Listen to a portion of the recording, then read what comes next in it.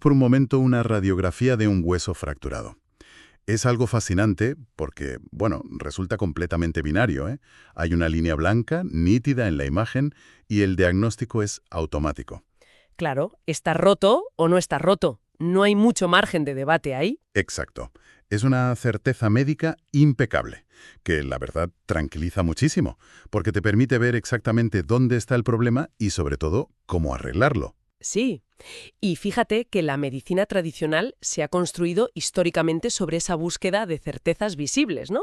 Ese paradigma de encontrar la avería y aplicar el parche clínico correspondiente. Ya, pero el tema es que cuando damos el salto desde esa traumatología básica tan clara al terreno del neurodesarrollo infantil, la nutrición, el bienestar emocional en pleno siglo XXI, pues resulta que esa máquina de rayos X se estropea por completo. Totalmente. Se rompe el esquema. De repente nos encontramos ante un panorama de salud que parece un borrón indescifrable.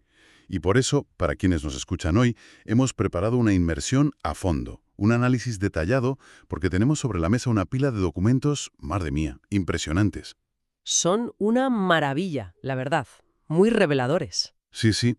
Tenemos desde las proyecciones médicas de la revista The Lancet, pasando por unas guías pediátricas exhaustivas de Extremadura y Galicia, hasta estudios pioneros del Centro de Desarrollo Infantil de la Universidad de Harvard.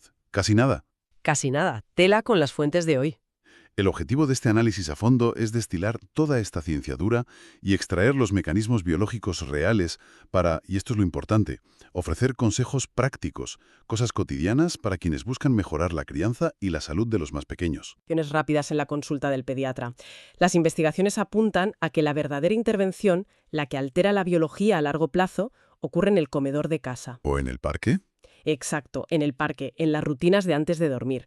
O sea, las pequeñas decisiones diarias son las que están esculpiendo literalmente la arquitectura cerebral del niño. Pero claro, aquí es donde los datos nos obligan a frenar un momento y decir, ostras, ¿qué está pasando? Porque vivimos en la era con la tecnología médica más avanzada de la historia, o sea, nunca hemos tenido mejores hospitales y sin embargo nos enfrentamos a una crisis de salud infantil sin precedentes. Es una paradoja tremenda. Que las guías pediátricas que estamos revisando muestran que 1 de cada 5 niños tiene problemas de peso o directamente obesidad. Y ojo, que no se queda en lo metabólico. ¿Qué va, qué va? Ojalá fuera solo eso. Trastornos de ansiedad, la depresión en edades tempranas, problemas respiratorios autoinmunes como el asma. Todo esto está disparado. Entonces, la gran pregunta es, ¿cómo hemos llegado a un punto donde tener mejor medicina equivale casi a tener niños más enfermos? Pues a ver, para desentrañar esta paradoja, la ciencia médica moderna nos dirige a un concepto temporal muy, muy específico, que es la ventana de los 1000 primeros días. Los famosos 1000 días. Eso es. Y esto abarca, para que nos entendamos, desde el momento de la concepción en el embarazo hasta el segundo cumpleaños del niño. Pero, a ver, ¿por qué exactamente 1000 días? Porque suena a un número de marketing, ¿sabes? Demasiado redondo para ser pura biología. Ya, suena titular, pero en realidad es una aproximación temporal que marca la etapa de mayor plasticidad cerebral y desarrollo celular del ser humano. En esta fase, el cerebro y el sistema inmunológico no es que solo estén creciendo, ¿Qué están haciendo entonces? están siendo programados. Es como, imagínate que estás instalando el sistema operativo base de un ordenador muy potente. Pues la nutrición, el contacto físico, la exposición a bacterias, el nivel de hormonas de estrés, todo esto escribe el código fuente de ese sistema operativo. Ostras. Es como, a mí me gusta pensarlo como si el cerebro fuera cemento fresco, ¿no? Me encanta esa analogía, totalmente. O sea, cualquier huella, ya sea de una buena nutrición o de un estrés tremendo, queda grabada ahí para siempre porque el cemento luego se seca. Exacto. Y si hay deficiencias crónicas en este periodo de 1000 días, ya sea, pues no sé, por malnutrición de micronutrientes o por privación afectiva, ese código se compila con errores. Y esos errores van a determinar la salud, la capacidad cognitiva y el riesgo de enfermedades crónicas del futuro adulto. ¡Qué barbaridad! O sea, no es solo que el niño esté creciendo, es que está decidiendo qué tipo de máquina va a ser basándose en el entorno. Y supongo que esto es lo que impulsa ese cambio de paradigma que mencionan las plataformas sobre la medicina P4, ¿verdad? Así es, sí, sí. La medicina orientada hacia el futuro abraza este modelo P4, que significa predictiva, preventiva, personalizada y participativa. Y lo que significa esto en la práctica es que esperar a que el niño desarrolle asma o un trastorno de ansiedad para darle una pastilla, pues es llegar tarde. Claro, el daño ya está hecho. Efectivamente, en el marco de lo que llaman cuidados centrados en la familia, los cuidadores dejan de ser meros acompañantes en la sala de espera. Se convierten en los agentes primarios de salud. O sea, el estilo de vida que establecen en casa es literalmente el tratamiento médico preventivo más potente que existe. Vale, entonces si el estilo de vida es el tratamiento y esos 1000 días son la instalación del sistema operativo, a ver, el hardware necesita componentes físicos, lo que nos lleva de cabeza al tema de la nutrición. El gran tema. Madre mía, es que la Guía Pediátrica de Extremadura y las directrices de Galicia son rigurosísimas respecto a la alimentación complementaria. Recomiendan lactancia materna exclusiva hasta los 6 meses, pero luego entran en un nivel de detalle temporal que es asombroso. Son extremadamente precisas, sí, pero por razones biológicas e inmunológicas. Por ejemplo, pautan retrasar la introducción de cereales con gluten hasta los 6 o 7 meses y esperar a los 9 o 10 meses para alimentos con alta carga alergénica, como pueden ser el pescado o el huevo. Pero fíjate una cosa, porque generaciones enteras han crecido bebiendo leche de vaca en biberón casi desde que nacen, ¿sabes? Y ahora estas guías insisten en que hay que evitarla antes del primer año de edad. A mucha gente esto le suena casi a alarmismo moderno de ahora todo es malo. Ya, es una reacción normal. Pero no es alarmismo, ¿eh? Es pura comprensión fisiológica. A ver, el intestino de un bebé menor de 1 año no está preparado para las proteínas complejas de la leche de vaca. Su consumo temprano provoca unas microhemorragias intestinales que son invisibles a simple vista. ¡Ostras, microhemorragias! Sí, sí, sangran a nivel microscópico, lo que causa una pérdida constante de hierro y eso lleva a una anemia ferropénica. Y por si fuera poco, la carga de minerales de la leche de vaca es tan alta que sobrecarga los riñones del bebé, que son inmaduros todavía, y los fuerza a trabajar al límite. Claro, o sea, visto a nivel microscópico, meterle un biberón de leche de vaca a un bebé de 3 meses es como echarle queroseno de avión al motor de un coche utilitario. Lo vas a reventar. Tal cual, lo quemas. Pero bueno, vamos a avanzar un poco en el tiempo, a la etapa de los 3 o 4 años. Porque aquí es donde sinceramente la teoría perfecta choca de frente con la realidad abrumadora de la crianza del día a día. Uf, la trinchera del día a día. Sí. Claro, las fuentes de Harvard y de Lancet alertan del peligro de los ultraprocesados. Y suena súper lógico en el papel. Pero a ver, a las 7 de la tarde, cuando un niño te está montando un pollo antológico en medio del pasillo del supermercado... Que nos ha pasado a todos. Exacto. Darle un zumo envasado o una galleta parece, bueno, un botón mágico para salvar la cordura de la familia en ese momento. ¿Qué tiene de malo pulsar ese botón mágico de vez en cuando? A ver, el problema grave no es hacerlo un día aislado. El problema es lo que ocurre dentro del organismo cuando se pulsa ese botón de forma reiterada, usándolo como una herramienta de regulación emocional, ¿sabes? The Lancet expone que el azúcar refinado y los aditivos de estos ultraprocesados alteran de forma aguda la microbiota intestinal. Vale, espera, el intestino. Sí, el intestino. En nuestro intestino residen billones de bacterias que se encargan, entre otras muchísimas cosas, de sintetizar neurotransmisores fundamentales. Para que te hagas una idea, gran parte de la serotonina, que es la hormona de la calma y el bienestar, se produce en el intestino, no en el cerebro. ¡Hala! O sea, esto cambia completamente el chip.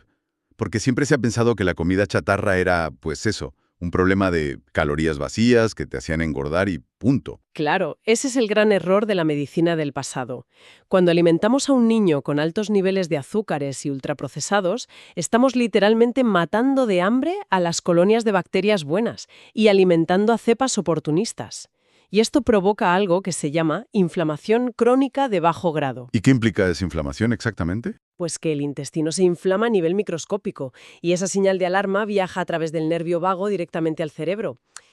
O sea, las proyecciones médicas vinculan directamente esta inflamación con altos niveles de angustia mental y de regulación emocional en los niños. Madre mía.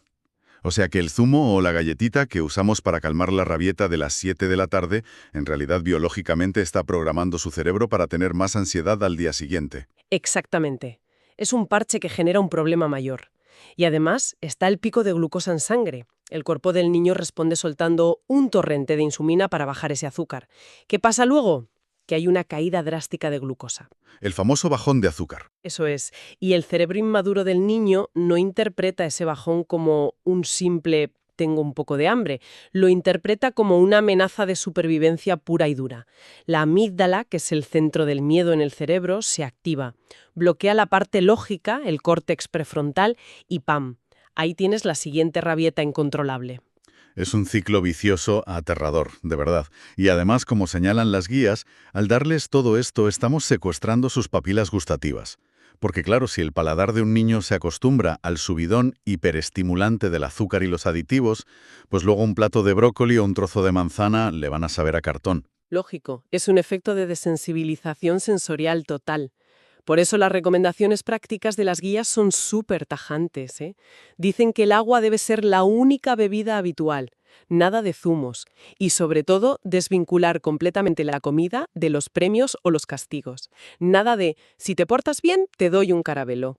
Ya, es que usamos la comida como moneda de cambio constantemente. ¿Y es un error? Un consejo muy eficaz que sugieren estas guías es la inmersión temprana, es decir, llevar a los niños a hacer la compra, enseñarles los alimentos reales y meterlos en la cocina. Cuando un niño manipula texturas y olores naturales, su rechazo a probar lo saludable disminuye enormemente. O sea, involucrarlos en el proceso. Tiene todo el sentido. Pero a ver, toda esta inflamación celular y estos picos de insulina nos dibujan un panorama de un sistema nervioso que está literalmente acelerado a tope, ¿no?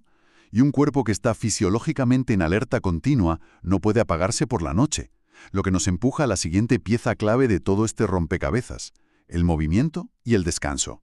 El binomio inseparable. Porque la nutrición perfecta no sirve de nada si el cuerpo no se mueve del sofá y el cerebro no descansa, ¿verdad? Totalmente. Y aquí las cifras de sedentarismo que manejan los informes son alarmantes, ¿eh? Las directrices actuales exigen un mínimo de 60 minutos diarios de actividad de intensidad moderada a vigorosa. Que suden, vaya. Sin embargo, este movimiento se encuentra hoy en día con un depredador diseñado con precisión militar, que son las pantallas. Las dichosas pantallas. Las guías que tenemos aquí sugieren un máximo de 1 hora al día para niños de 6 a 12 años y 2 horas para los adolescentes. Y, a ver, es muy fácil escribir 1 hora al día en un PDF clínico, pero en la práctica vivimos rodeados de esto. Los colegios usan tabletas, la socialización pasa por los videojuegos. ¿Por qué es tan destructiva esa segunda o tercera hora extra? ¿Qué le pasa exactamente al cerebro de un niño que se pasa la tarde deslizando vídeos cortos en el sofá? Pues mira, lo que ocurre a nivel neurológico es un fenómeno de regulación a la baja de la dopamina. A ver, la dopamina es el neurotransmisor de la motivación, de la recompensa. Los videojuegos y estas plataformas de vídeos cortos están diseñados para inyectar ráfagas altísimas continuas de dopamina, sin que el niño tenga que hacer absolutamente ningún esfuerzo. Se lo dan todo masticado. Exacto. Entonces el cerebro, al recibir esta sobredosis constante, dice, uy, esto es demasiado, y reduce sus propios receptores de dopamina para intentar equilibrarse. Claro, es como si levantan la barrera de tolerancia. Necesitan más para sentir lo mismo. Eso es, el umbral base sube tantísimo que cuando el niño por fin apaga la tableta y se enfrenta a la vida real, pues yo qué sé, una charla en familia, jugar con bloques de madera, salir al parque, ese mundo físico es incapaz de generar la dopamina suficiente para llegar a ese nuevo umbral. Y entonces les parece todo un aburrimiento tremendo. Exacto. El resultado clínico es un estado de apatía profunda, irritabilidad y un síndrome que es casi idéntico al de la abstinencia de sustancias. Por eso, la transición de apagar la consola siempre o casi siempre termina en gritos. Tiene muchísimo sentido. Y claro, esto tiene un impacto directo en el sueño, que es la otra cara de la moneda. Las guías son absolutamente inflexibles con una regla de oro. 0 pantallas durante las comidas y, sobre todo, 0 pantallas antes de dormir. Es que es innegociable, por la interacción con la luz azul, ¿eh? La luz de estos dispositivos simula la luz del mediodía para el cerebro, y eso bloquea de raíz la segregación de melatonina, que es la hormona que nos manda a dormir. Y fíjate, es que dormir no es simplemente apagar el cuerpo como quien apaga una tele. Ya pasan muchas cosas ahí dentro. Muchísimas. Durante el sueño profundo, el sistema linfático del cerebro realiza, para que nos entendamos, un lavado a presión de las toxinas metabólicas que se han acumulado durante el día. Y luego, en la fase REM, es cuando se consolidan en la memoria todos los aprendizajes diurnos.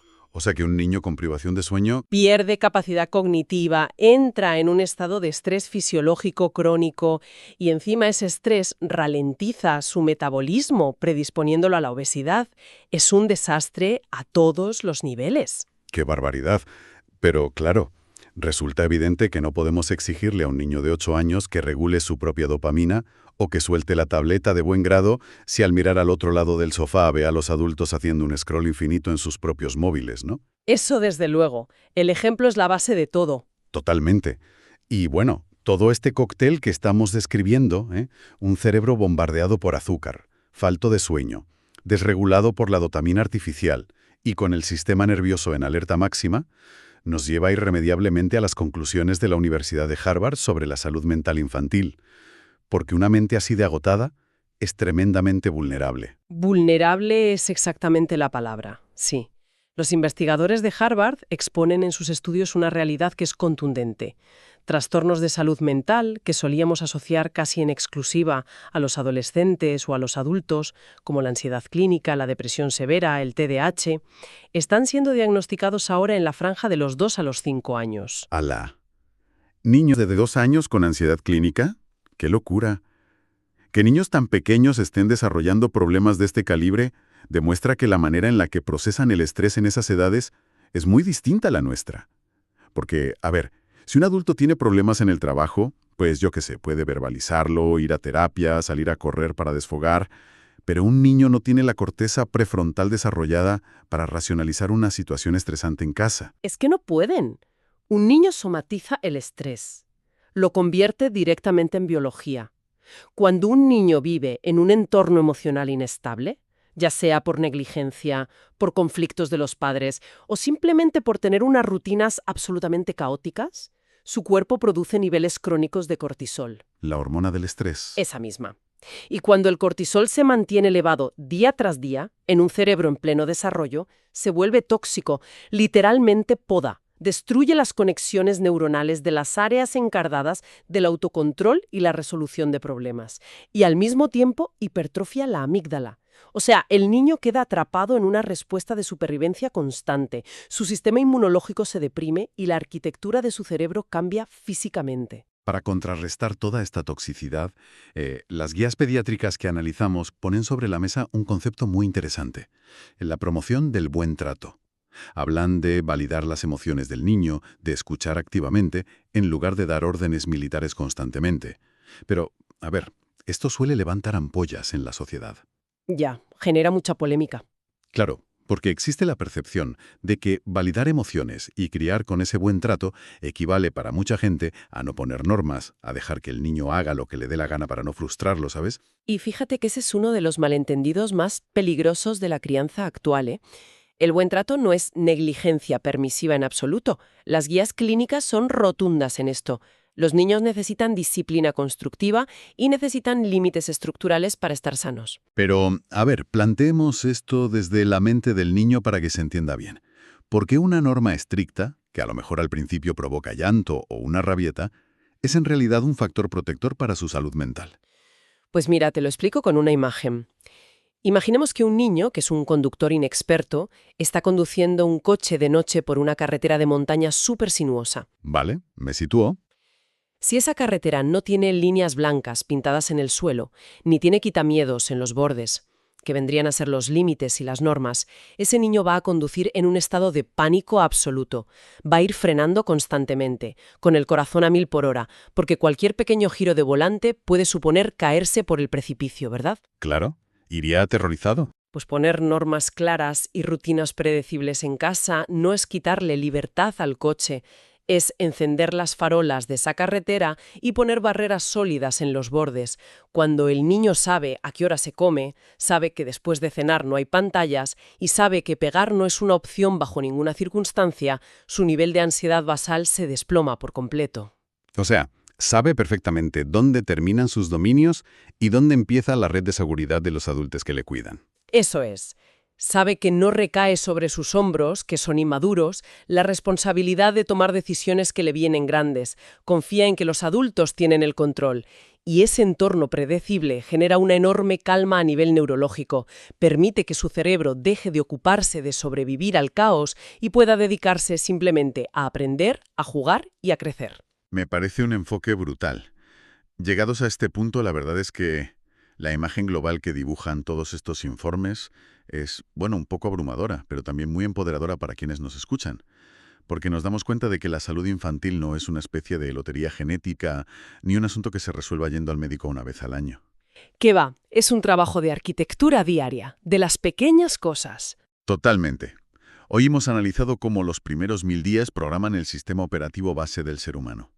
Hemos visto los engranajes biológicos que explican por qué el azúcar y los ultraprocesados no solo engordan, sino que inflaman el intestino, alteran la microbiota y provocan una ansiedad real en el cerebro. Ansiedad cuantificable, ¿sí? Y eso es.